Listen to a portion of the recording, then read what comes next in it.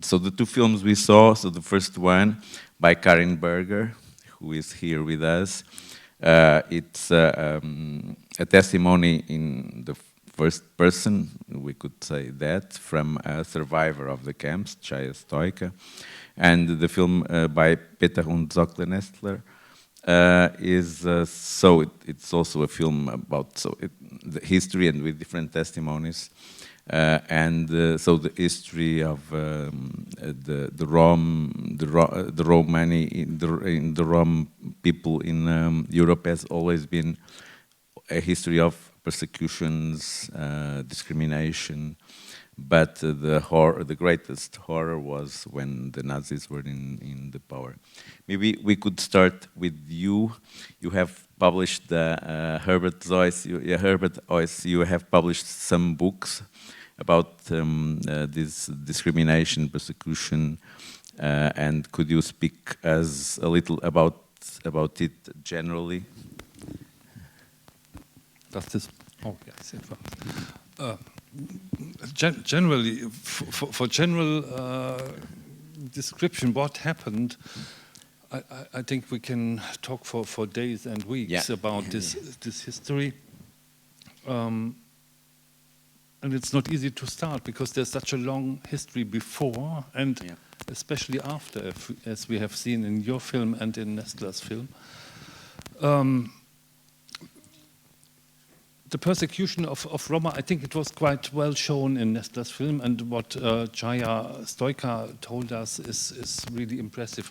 I think if you want to learn something, you can find a lot of facts now on the internet. But I would like to start with one of the sentences Chaya Stoica said in the film. She asked at the end of the film that she not really understood why did we come to camps? What was wrong with us? I think this is one of the main questions we still are dealing with. And actually, I'm working in this field of minority issues and the Nazi Holocaust against the Roma for almost all my professional life. And this question, why, I still don't have a satisfying answer for that. We know in the meantime how it was organized. The Racial Hygiene Institute in Berlin, the genealogies collected in Germany and Austria, the Holocaust by bullet, as it's called, by the Einsatzgruppen in Eastern Europe, the gas cars in former Yugoslavia. So we know all the technologies of the Holocaust, but we do not know why the Roma. I mean, similar question for the Jews, similar question for many other people, but why the Roma is such a small group in a position of no power at all? And the answer to say it's because of racial reasons is not really satisfying, because it just means there's a difference or something, but is this really enough? So what was it that made a whole state, and I think that's important to say, a whole state organizing this genocide? And that's one difference I want to underline. There was a history of persecution, a history of discrimination for centuries. The Weimar Republic had clearly discriminating laws against the Roma people in Germany. 1926, this famous Bavarian law simply said, because you are a gypsy, you can go to prison, which was enough. It was enough. Nothing to do with your behavior. It was enough to be a gypsy. But still, in the Weimar Republic, with all this discrimination, the existence of people was not questioned. Discrimination, yes, and even today we have a lot of discrimination in all over Europe. But the existence of the Roma people is not questioned. Not here in Portugal, not in Hungary, not. Well, that's another point. But this is the difference that made it possible during the Nazi time, that the state took over these racial ideas, these racial sciences, a rational science, and this was science at the state of art at this time. And this was in a new frame where race was the basic for the legal system. It was not anymore equality in front of the law, but equality only for those who belong to the proper race. So I think this was making it possible that there was a rational argument to exterminate a whole people. Something I think we need to talk about too is what happened after. The compensation is one of the most shameful chapters in German post-war history. And actually, right now, 2021, right now our colleagues in Heidelberg are working on the case of Silly Schmidt, survivor of Auschwitz. She's now 97 years old, and we are now in negotiation with the Bavarian administration for an adequate compensation for this woman.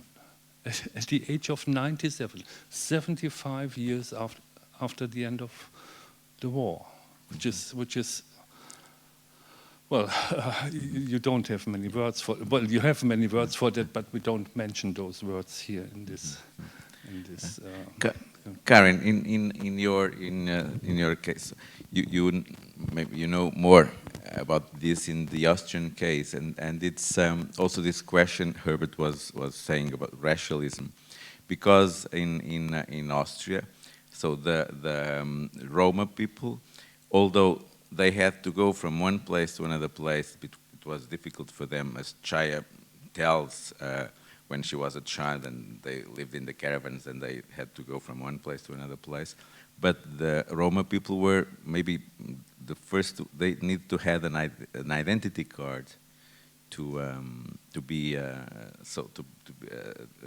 so they could know who they were, and then there was this persecution as well, and the genocide, and they went to the camps. Your meeting with, so you met with Chaya, and that was definitely important for you, your work, and for her. Can you talk us a bit about the Austrian experience?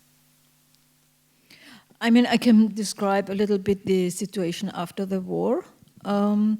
And in the case of my meeting with Chaya, it played a very big role that before I met Chaya, there was nobody talking about the Holocaust concerning the Roma and Sinti people.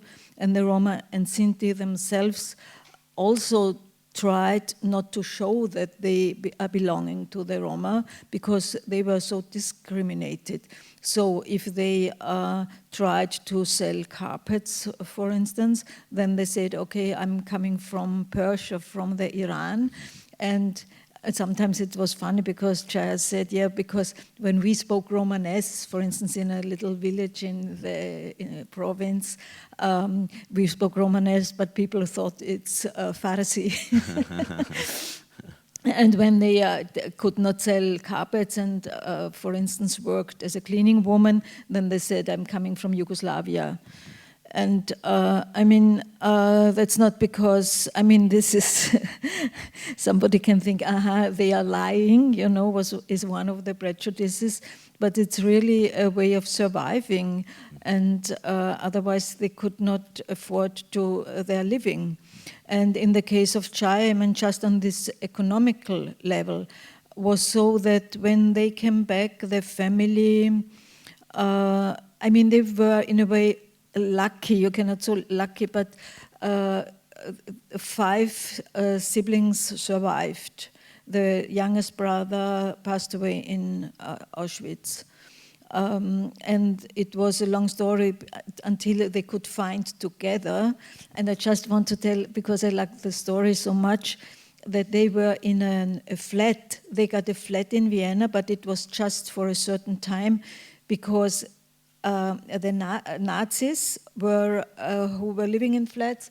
They were fleeing to the west, when the Red Army was moving forwards. Then these, in these flats, people coming back from the concentration camps could live for some time. And they were in such a flat, and the two brothers were with a man in Germany who took care of them in the concentration camp.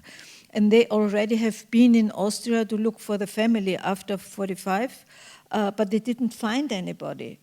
I mean, there was no handy and no organization and nothing. And so they went back to Germany. But the mother still was believing that they are alive. And they had really almost no money. But she ordered 2 suits, you know, really good suits for men, yeah?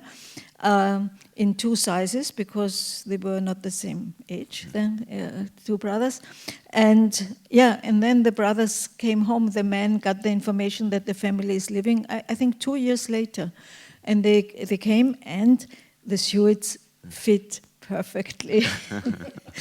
I mean, that's just an anecdote, but I like it very much.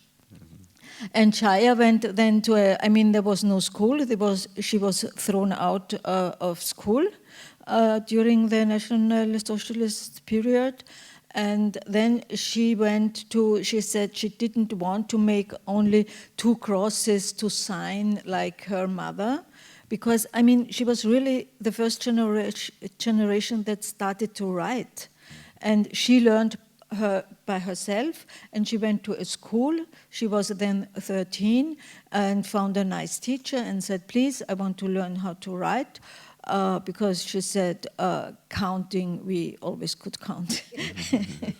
And she found this nice teacher and was with little boys and girls in the class, but she learned a little bit and could a little bit write. And on the economical level, she got her kids very early. She was 15 when she got her son, Heuder. And then she got 2 more kids, and she was, the men were somewhere, and she was taking care for them and earning money for them, and she was going from house to house selling cloth, for 10 years she made that, and then it was able to get a formula that says you have the right to sell on markets. I don't know the word in English. And then they started to sell carpets, you know, and it got easier and better, and people had more money and bought carpets and so, yeah. And the whole thing with getting some money was very difficult, because the law in Austria started so that mainly or exclusively people who were fighting against National Socialism got money. And the other groups of victims were step by step. It's a law that had more than 60 novels in a very short time, because it got always bigger. And when I think Chaya's brother was when they had a little criminal delict, just like fighting with another man or so, then they said, no, you have not the right to get the money. But I think, it's so ridiculous. It has nothing to do with the concentration camp. It's just having a fight. Yeah, that's just on Chaya's personal biography, how things developed in Austria, because it's similar. And some told me that when they were staatenlos, that means they had not a national identity card or so. From Austria, then when it was possible in Germany, they went to Germany, and there they got money because they didn't get some in Austria, because we didn't have that in this way. Irene, Herbert spoke about this thing of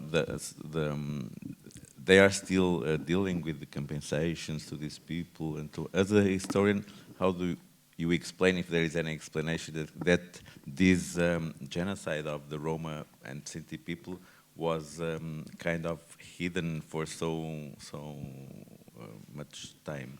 Yes, thank you very much. First, I want to felicitate you and the film festival for this theme. It's very important. Then I must thank you very much for this marvelous film, this marvelous woman. The beginning of the film, she says, you know, we didn't have any prohibition. Nothing was forbidden. My father and my mother didn't forbade anything. And then we go to this terrible place, the concentration camp. She was in Auschwitz-Birkenau, in the family lager, yeah. I imagine. Then she was in Ravensbrück, and then in Bergen-Belsen when Auschwitz was emptied by the Nazis in this death. That's what I thought. So Bergen-Belsen, it is terrible how she speaks about the death, the proximity of the death.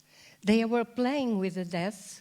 The death gave them shelter, warmth, and at the same time it's extraordinary how the nature, how she is sensitive for the nature, for the grass, for the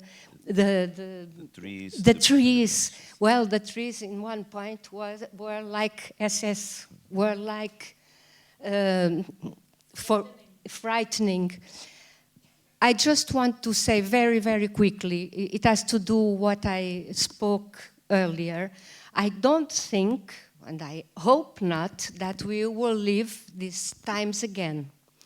The only thing that I wanted to make sure is that you begin sometimes with some discrimination, and then the process, the several etaps can, and history shows us, can drive to the genocide.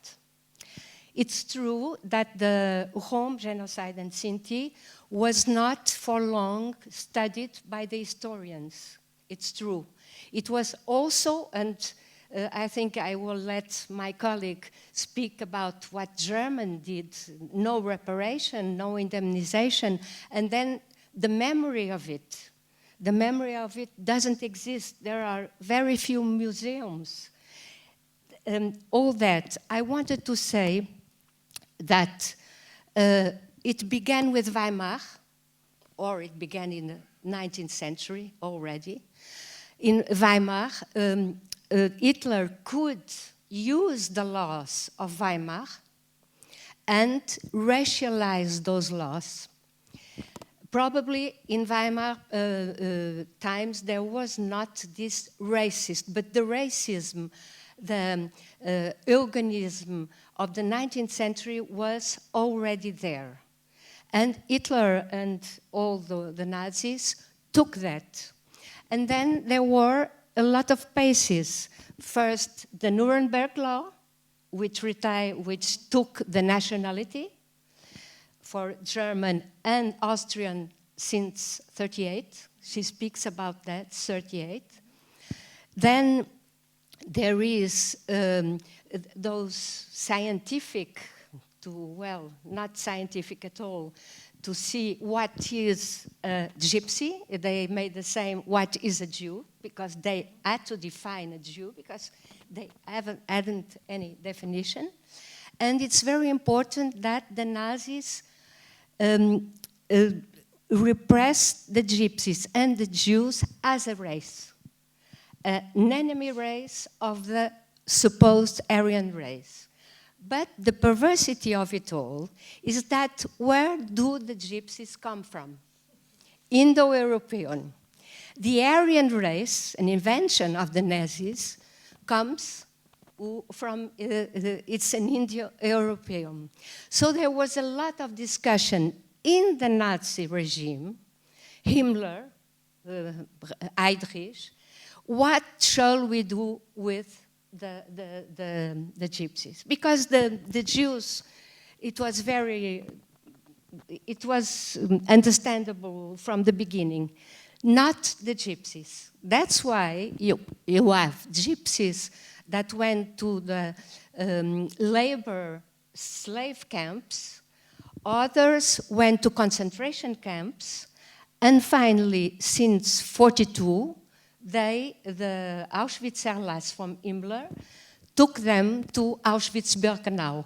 Auschwitz-Birkenau, it's no longer a concentration camp. It's a camp for extermination. But at the same time, not as the Jews, the gypsies, the Rome, lived 2 years, I think, in Auschwitz-Birkenau, in the gypsies lager, in the Zigeuner lager.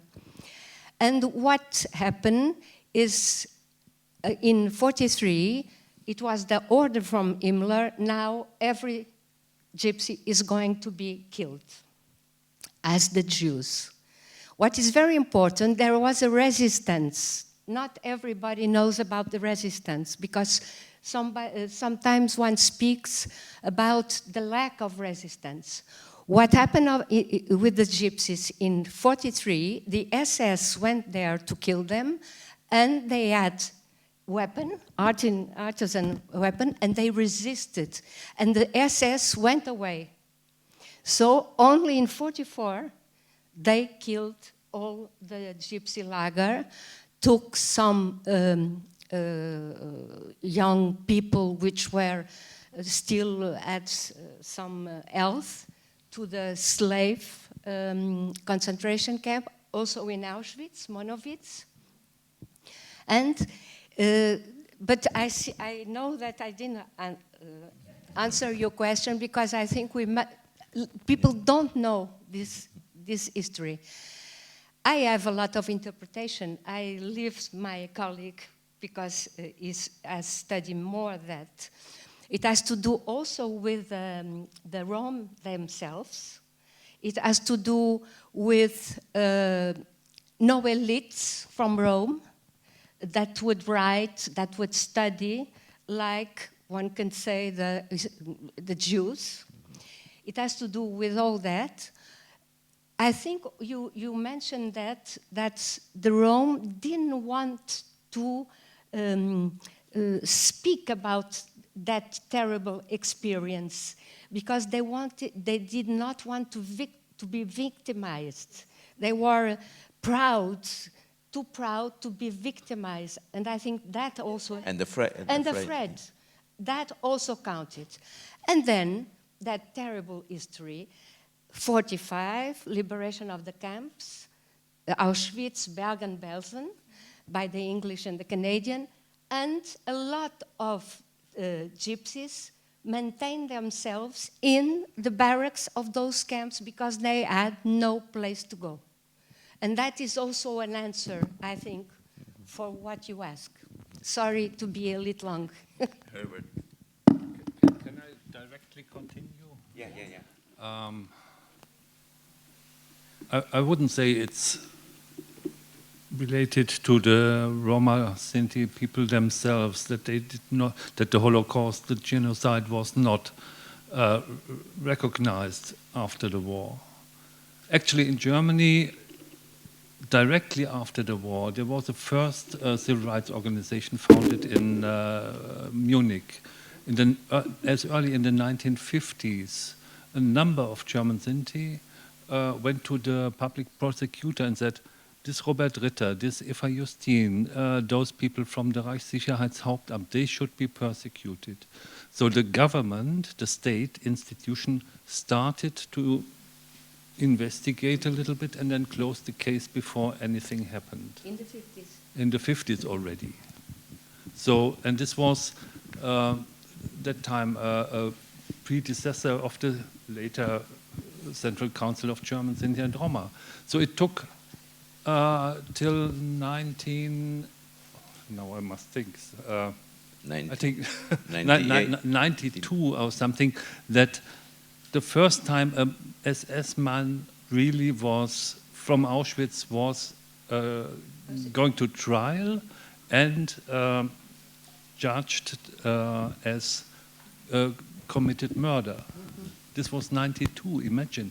It took quite a while. And that the fact of the Holocaust, of the genocide, was recognized by the government was a result of the self-organization. There was nobody from the churches, no political party, no other civil or governmental organization that put some pressure in this direction. It was the self-organization of the time Verband Deutscher Sinti, who brought, following the Hungerstreik 1980 in Dachau and then some other actions, to bring the government, Chancellor Helmut Schmidt, to recognize this genocide. And if you take another example, the memorial for the Sinti and Roma murdered in Europe under National Socialism, the memorial was that it should be established, I think it was in 92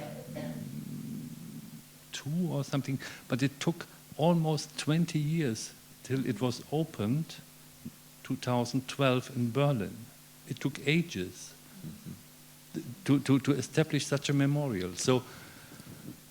And such a film like Peter Nestle's film, was it? It means it was not shown all over. It wasn't shown. Peter Nestle was not. He was blacklisted in Germany. His films were not shown on German TV. Well, it was. He shot some very critical films on the military junta in Greece, and this was not tolerated by. Well, this was a NATO partner. He was not. His films. Well, you can ask him next time. In some days he will be here. But it's really amazing what he did, because this was one of the very first films to give the victims of the Holocaust a voice. This was actually when I saw this film the first time, I thought, wow, how could it happen that I didn't know about this? And then we try to show it as often as possible. But still, it's another round to this question why this didn't happen. I think the racism against Sinti, against Roma, this what is called in German anti-Ziganism, in English anti-Gypsism, this is something totally normal. Nobody is taking any offense. I mean, in the meantime, we know that if there is a case of anti-Semitism, there's, at least in Germany and in a number of other states, there's a reaction to it. On anti-Gypsism, it's not. Let me just give you 3 dates I have to check. It was the 4th to 5th of February 1995. In Oberwart exploded a bomb, killing 4 Roma men. The police investigated, first of all, among the victims, the families of the victims, what happened there. In Munich, 22nd of July 2016, there was a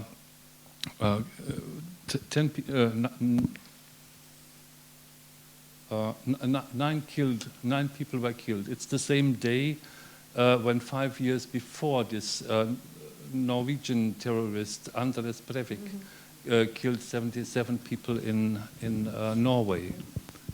Again in Munich, police said this has nothing to do with a racist background. It's a amok thing, nothing to do with racism or right-wing terrorism or something. Only 19th of February, when there was the killing in the town of Hanau, 10 people were killed, among them three Roma people. There it was clear from the beginning for the police. Obviously, they have learned something. It took a while. They have learned that this was a right-wing terrorist attack. But before, maybe you have heard of this National Socialist Underground killings in Germany. Again, lots of Turkish people were killed, and one Greek person, they mixed up the Greek with the Turk. So people with Turkish background were killed, and the police was investigating only in the Turkish communities because they thought this must have something. So racism it's impossible that we are racists. And especially when it comes to anti-Gypsyism, and this is something we can observe all over Europe, it's totally normal. If it's accepted, it's almost part of our everyday behavior. So to overcome this is pretty complicated. I mean, we all know that stereotypes are very solid, not easy to change. If we look back to the attitudes towards Jews after World War II in Germany, the Americans did such opinion polls, and more than 70, up to 80% of Germans said the Jews, of course, it was their fault, it's their behavior, they are, so these were the attitudes against Jews. More than 70% was extremely negative.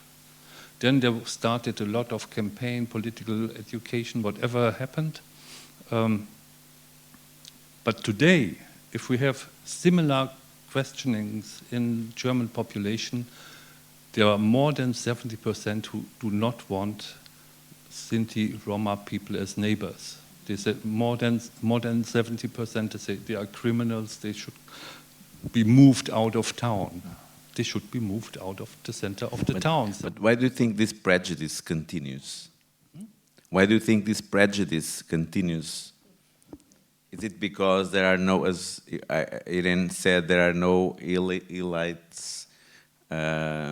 Although these years... There are lots of elites. I mean, in Central Eastern Europe, there's one website, maybe you can write it down. It's called romarchive.eu, which shows lots of artists in all fields of the arts, painters, writers, musicians, dancers, whatever. And it's a broad and beautiful website with lots of, which shows the contribution of so many members of the communities to all our societies.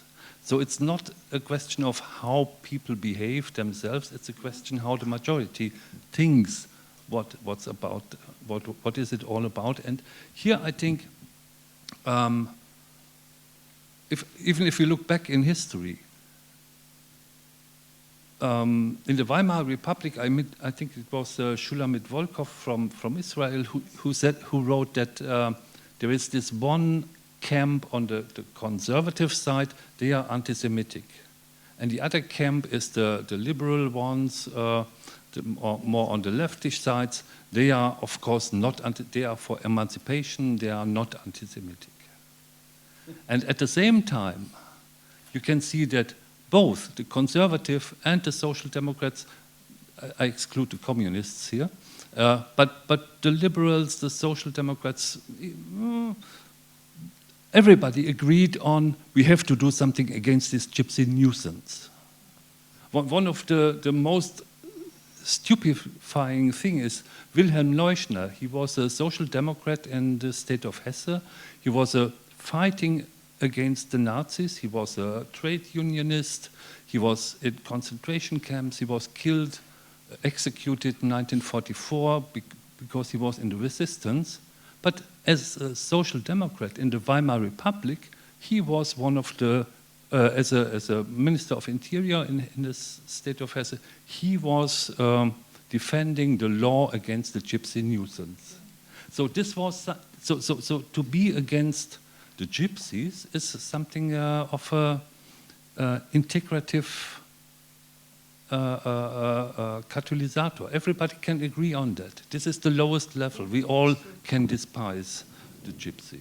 That's what's behind this idea of the gypsy. And this idea of the gypsy has nothing to do with the real people. Only the real people have to suffer.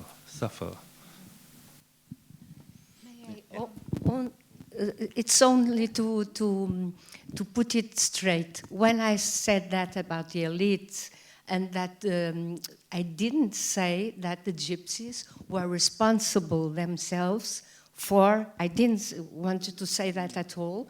And the elite, I was thinking about historians. as there are no, for instance, you know very well that there are a lot of Jews historians, and then that study the Holocaust. Here in Portugal, it's beginning now, and it's very, very little. Gypsy people are going into the university. It was in that phase, in that perspective that I wanted to say that. No, it's okay. I wanted to say, because you spoke about the situation after the war and in Germany, just to point out that the situation of Austria in general was different after the war. In the question of who is responsible for the horror of the National Socialism, because the Austrians had very long the feeling we are all victims. You know, the bad German people came 38 and took this nice little Austria with many nice people who are very harmless, and we have nothing really to do with it, you know. And this was really till the mid of the 80s, more or less, was the main way of thinking about it. And that made it much more difficult in a way to bring some topics on the table, like in Germany, because Germany was always the bad guy, so to say, and you had to act, you know. But we could hide, in a way, behind this German responsibility.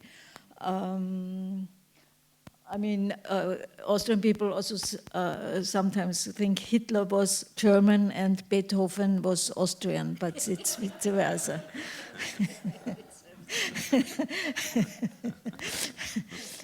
Yeah, and then a photo came in my mind of this ignoring of the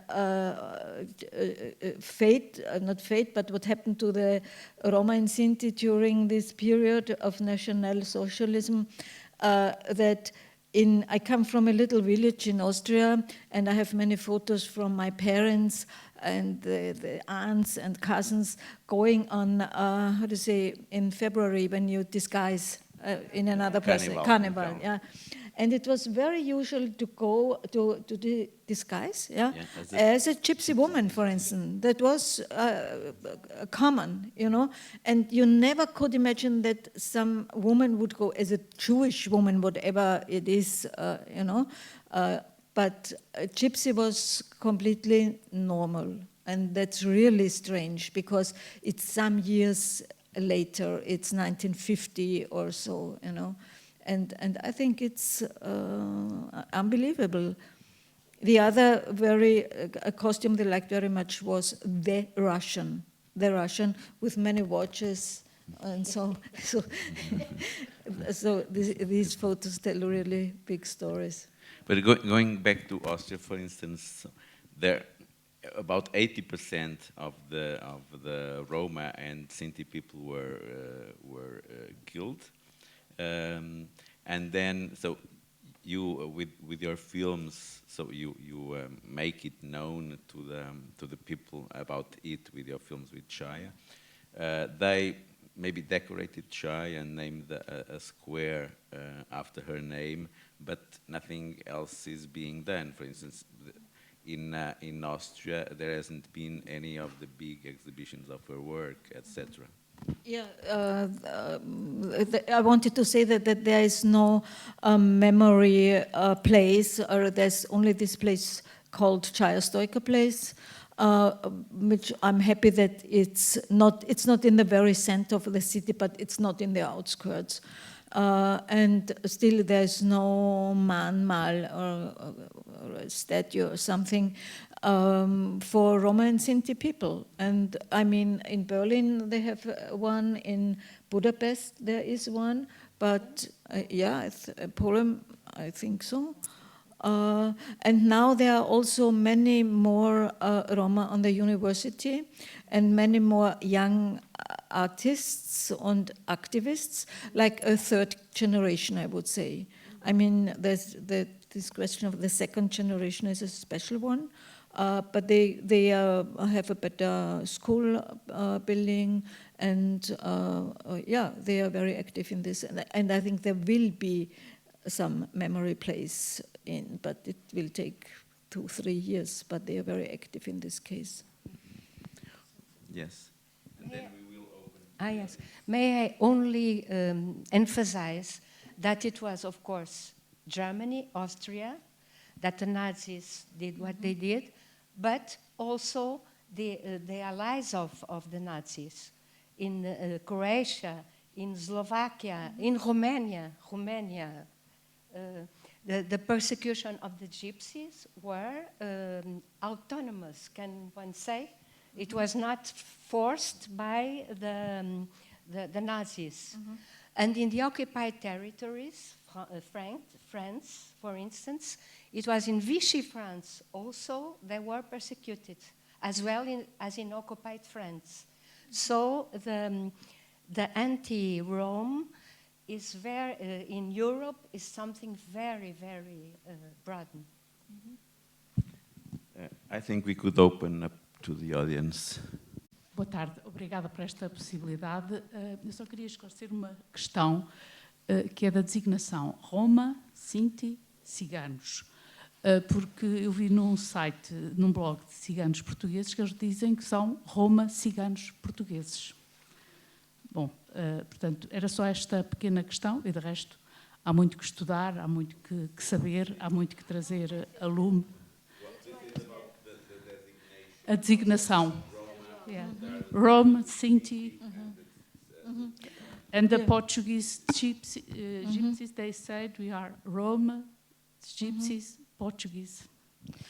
Yes, I mean in Germany and Austria, German-speaking countries, the usual name was Zigeuner, which means all the tribes, so to say. And then the so-called Zigeuner felt discriminated because they could not identify with it. And then they tried more to go to the to call themselves after the tribes, which got very difficult because there are many tribes. And so the decision was to say Roma for all the tribes that stayed a longer time on their way of coming to Central Europe in Romania.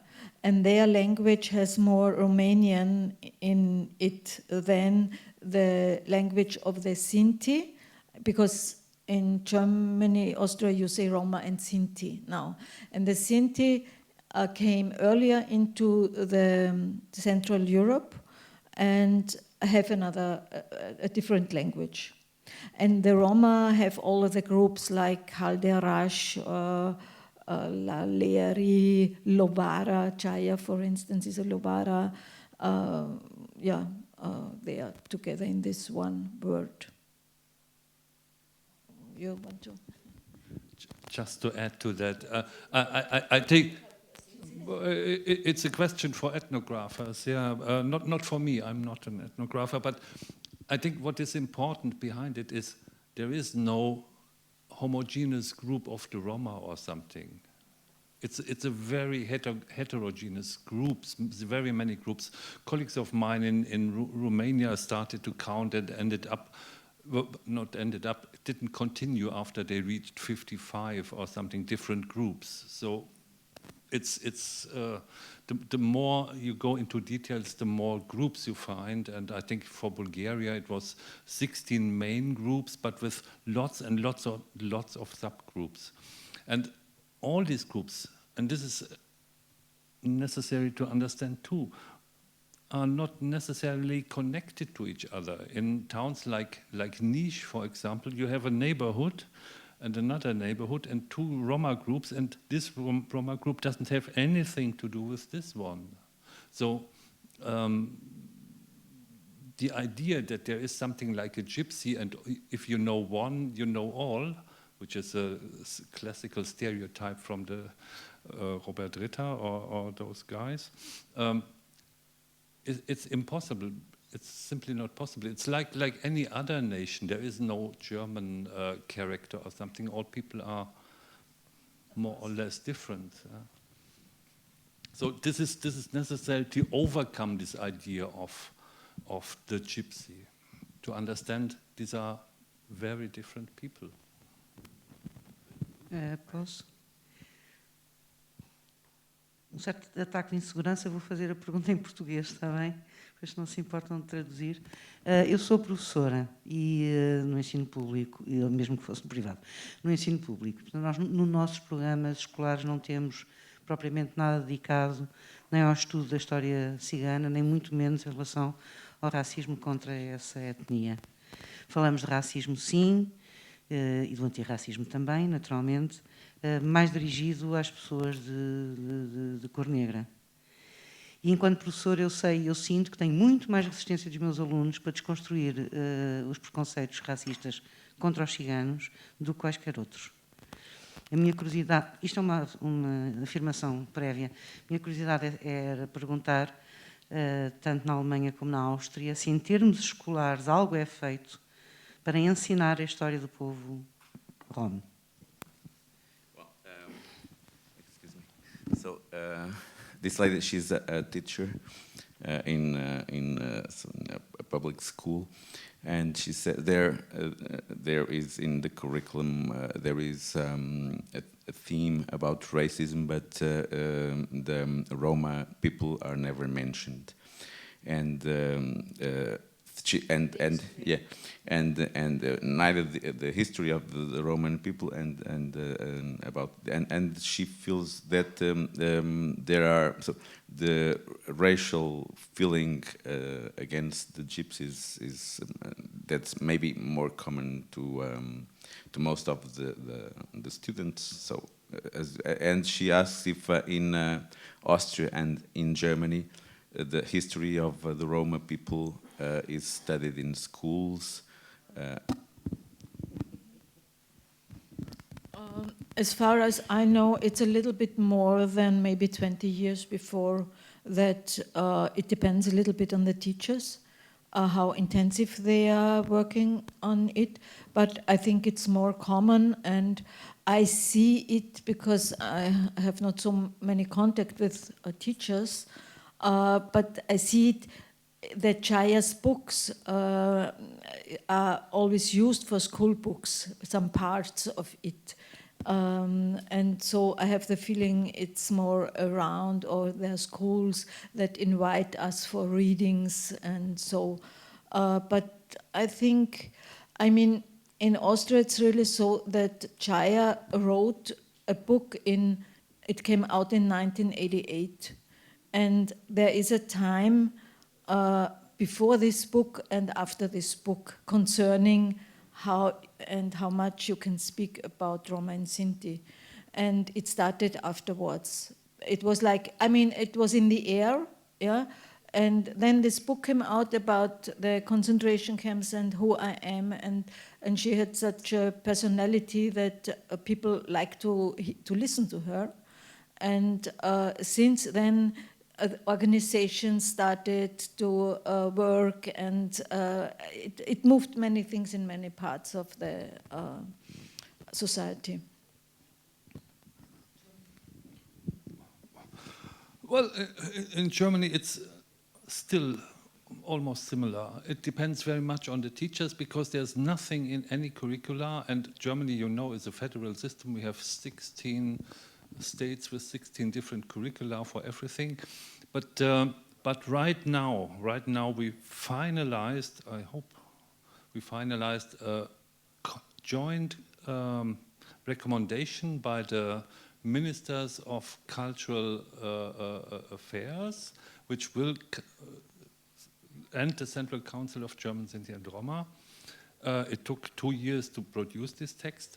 And hopefully then the next step is that each federal state has to include something in the curricula. And we are preparing, of course, material for teachers. There's a lot of material already existing, but it's not in the curricula. That's a very weak point. Actually, it changed after in this, how is it called, this Bologna process or something. So the curricula were more streamlined, and this disturbing topics disappeared. Before, in some states, it was included, like Hamburg and Hesse, and then it disappeared. Yeah, it's a shame. Yeah, it was a shame. Maybe it's changing now. One problem, in fact, is as long as this topic is not in the curricula, it's not relevant for tests. So no teacher needs to deal with this topic because it's not relevant. There was one case in Germany that in the state of Baden-Württemberg, in the final examination for the students, there was one book, the Destiny of Sidonie, Abschied von Sidonie, it was called. Goodbye to Sidonie by Hackel, Ernst Hackel, yeah. And this, Erich Hackel. And this book was the topic for the final test, and then teachers needed to know something about Sinti and Roma. And then we had in the Central Council, I don't know, 400 teachers wanted training. The next year we offered training for the same topic. 5 teachers came. So it needs to be relevant for the system, otherwise. O racismo cada vez é maior. Na minha terra, eu moro aqui perto, nunca vi tanto racismo. E a razão é porque os governos centram a sua ação só em propósitos económicos. Dão-se nas tintas para a ética humana. Não há. E obrigado pelos filmes, porque foram 2 bons testemunhos, não é? Que ainda na Alemanha, nos dias de hoje, aquela fotografia que está ali não engana ninguém. Os filmes foram feitos na década de 60. Aquela baliza de futebol ainda era antes das que se usam agora, na década de 60. É um testemunho, não é? E a Alemanha é um motor da Europa, mas do ponto de vista ético deixa muito a desejar, pelos vistos, por aquilo que eu vi. Obrigado. Desculpa lá, porque isto realmente revoltou-me.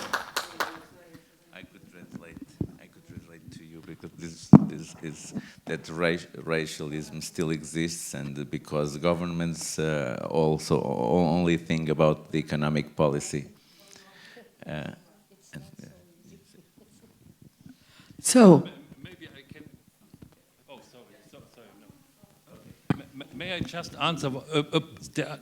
Now and then we have positive developments. The European Parliament recognized the 2nd of August, the night when the gypsy camp in Auschwitz-Birkenau was eliminated. 4,300 people were killed in this night in the gas chambers. The European Parliament recommended this day as a European Day of Remembrance for the victims of the Holocaust, which is something that happened. And they recognized this as a genocide, and they were using the word Holocaust for this genocide, which is quite important for the Roma people. Yeah.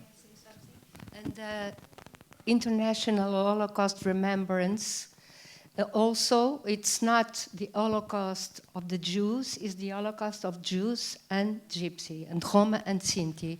And I think it's very important, also that. Yes, but the international... Okay, it's all. I really want to thank you for your film. I work with women, Roma women here in Portugal, and young girls. And we realized, like about 5 years ago or 6 years ago, that we did not know any important women that belong to the Roma community. Just together with the girls, also sharing that we have a very low knowledge about important women in general. So as a part of a women's organization, we started to work together and research in Portugal and so on.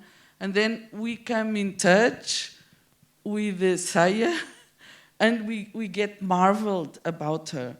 So we looked at the pictures, and of course with also other women from different parts of the world.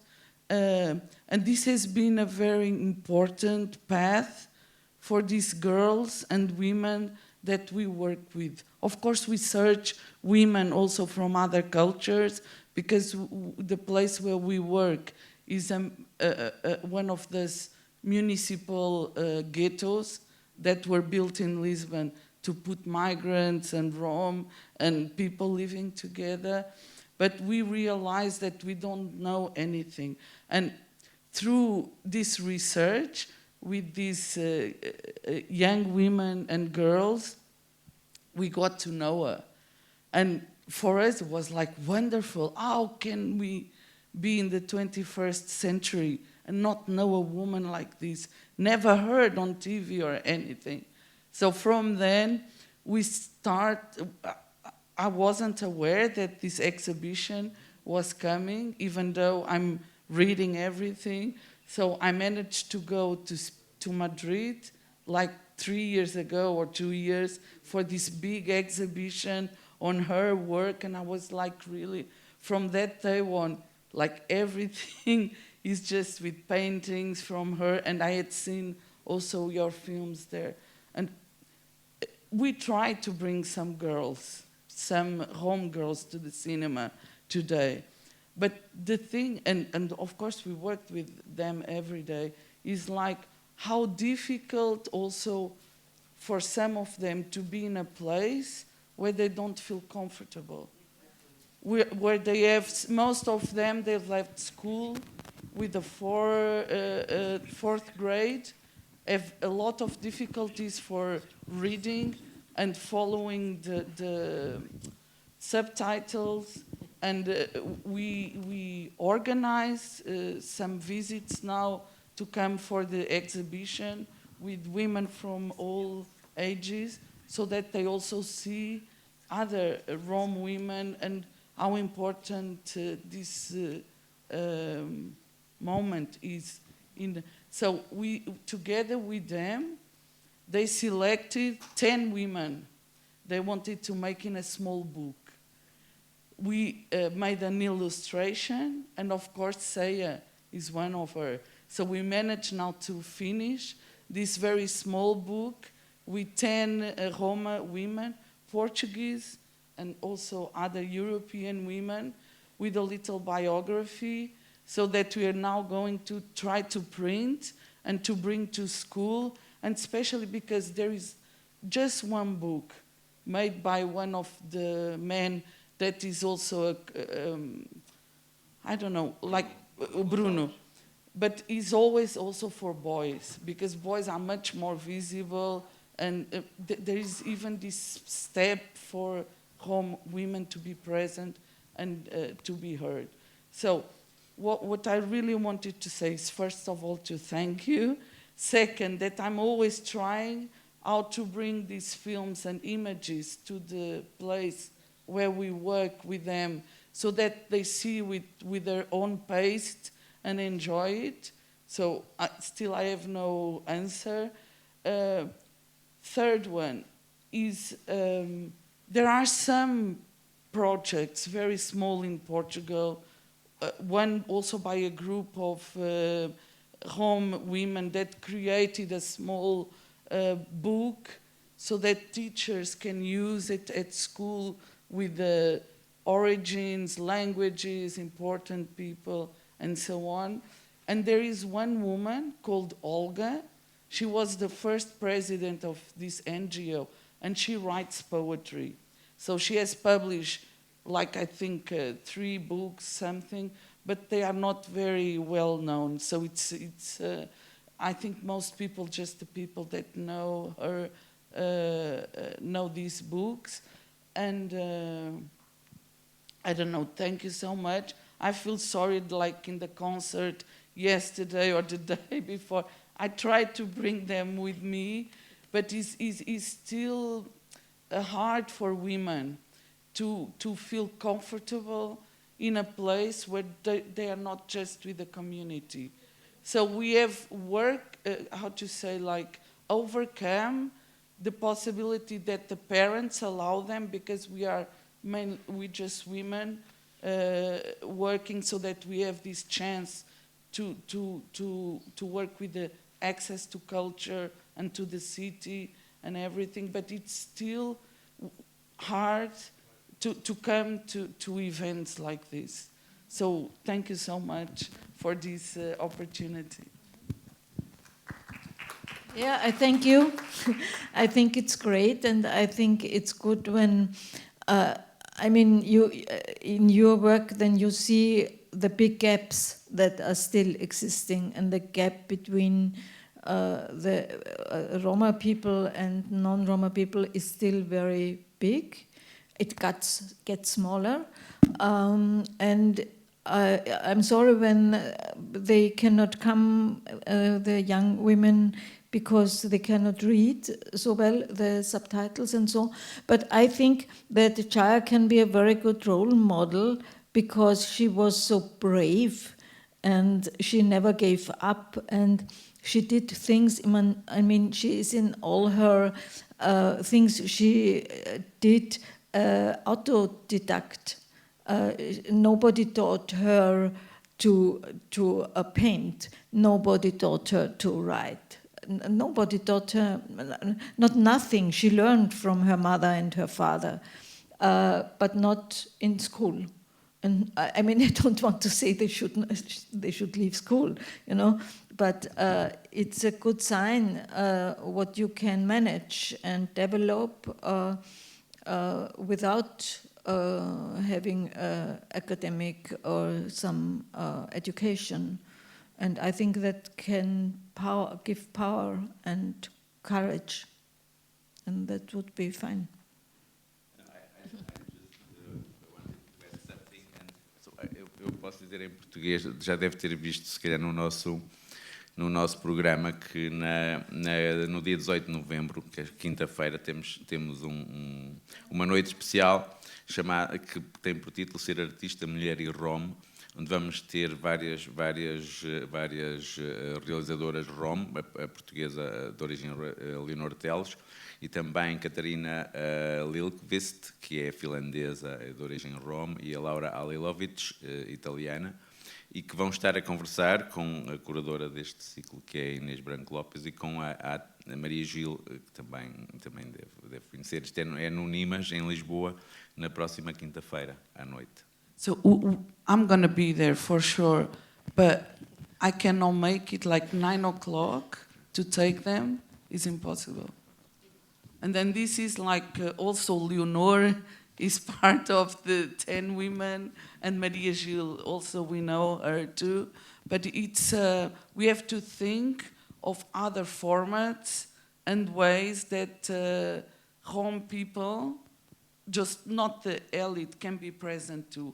And enjoy and you can bring them to the exhibition. Yes, we're gonna, you know, I just met these two colleagues by chance. One is a psychologist at the school we work with, and the other is the librarian, and we did not even know we were gonna be here, so we bought seats next without knowing, which means that there's a big group of people interested in making change. And of course, we're going to bring them here to see. And I think, like you said, she's an excellent inspiration, not just for Rom women, for all women, that we can see how, with our power and strength, we can overcome. Thank you. Well, I don't know if you want to add anything, or Herbert, if you want to add anything to the debate, so to finish it. To add anything? Anything? Well, I just thought, can this festival give this space here for a special performance of this film and invite people? We can discuss that. That's We are organizing also things with schools Yeah.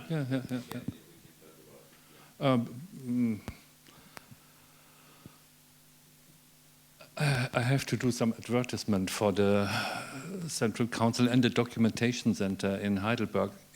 There's a center which has a huge exhibition on the persecution and the history of Sinti and Roma in Germany especially, but then in one chapter also about Europe. And there are lots of school classes coming now. The center is existing now for 20 years or something, and slowly it's clear there is an interest among teachers. They have to come, and also a collaboration with a lot of other institutions, including police training, and which is quite important to have it in the curricula there, and also to bring police people who are on the job to this center to learn something, which is happening. So there's a positive development. There's a positive development at the political level.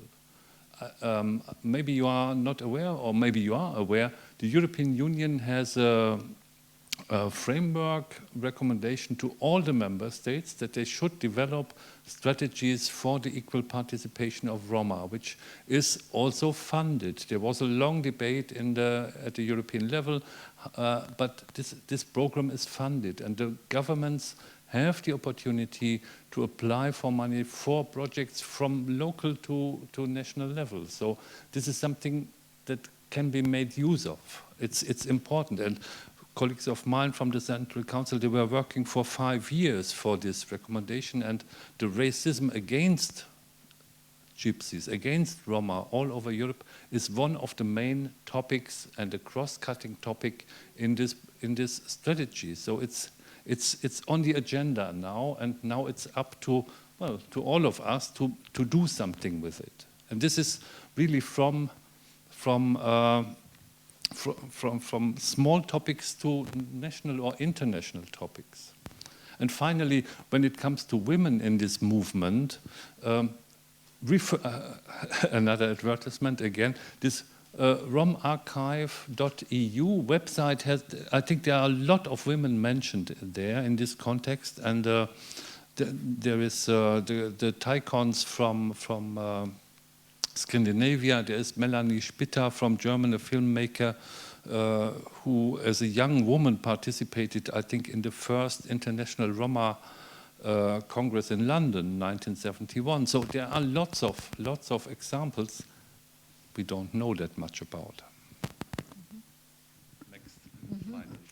Oh, you are right, and I think it's very important to keep the eyes open, because before I came, I read in some papers to get new information about the situation of Roma and Sinti in Europe, and I read about the Kosovo, where they have fled, after the war, fled many people, but the one who stayed were living on territory that had, how do you say,